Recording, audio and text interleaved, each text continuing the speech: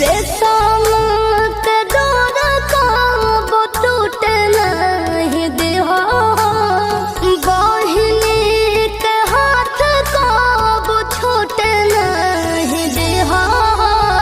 सुख दुख में सब दिन साथ रहबो हम गे, राम जी से मनबो बहिनी तोहरे साथ जानम गे। तोरा खातिर करबो हम भैया, भाई वाला सभे बारात। तोरा खातिर करबो हम भैया, भाई वाला सभे बारात। बहिना तू जाने जहान से लड़ जाइबो पारान, देखल भइबो फरज।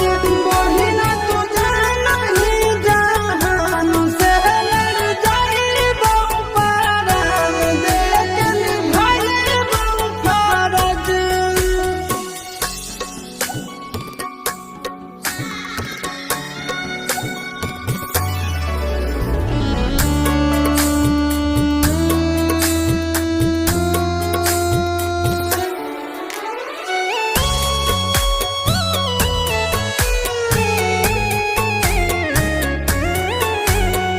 बंधल रहे ऐसन बहिन भाई के बंधन, भूली हो न कबो भैया चिंटू आशीष नंदन। जब तक दहिया में रहत मोर सांस गे, तोरा पर बहिनिया गे, आवे न देबो आँच गे।